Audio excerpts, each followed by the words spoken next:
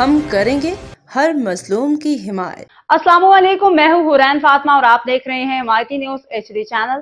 نظر ڈالتے ہیں آج کی اہم خبروں پر۔ SHO میمن گوٹ محمد ایوب میرانی کی چور ڈکیت گینگ ایرانی ڈیزل مافیاز کے خلاف کامیاب کارروائیاں جاری۔ کراچی سے روزنامہ حمایتی نیوز کے سینئر چیف کرائم رپورٹر حاجی عبدالغنی باریچو کی رپورٹ کے مطابق SHO میمن گوٹ محمد ایوب میرانی اور ان کی پولیس پارٹی نے قبضہ مافیاز، چور مافیاز، غلط کام کرنے والوں کے خلاف سخت کارروائیاں جاری ہیں۔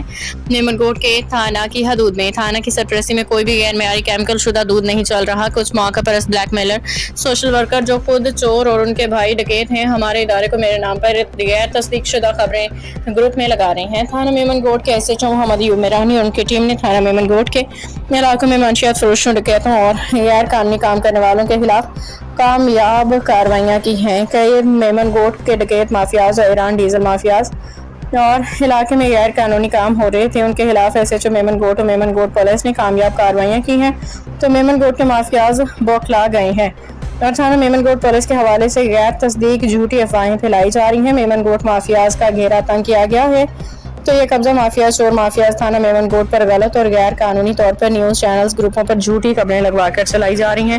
گزشتہ رات میں بھی SHO میمن گوٹ پولیس نے کامیاب کارروائی کرتے ہوئے لنک روڈ مرحبا ہوٹل کے قریب سے ایرانی ڈیزل مافیا کے کارندے خمیسو ولد حبیب اللہ ایرانی ڈیزل سمیت گرفتار ہو چکا ہے۔ مافیاز کا غیر قانونی دھندا بند ہو رہا ہے تو مافیاز طرح طرح کی چالیں چلنے لگی ہے۔ باخبر رہیے ہر جگہ ہر وقت، جانیے ملکی و غیر ملکی حالات و واقعات یقین کے ساتھ۔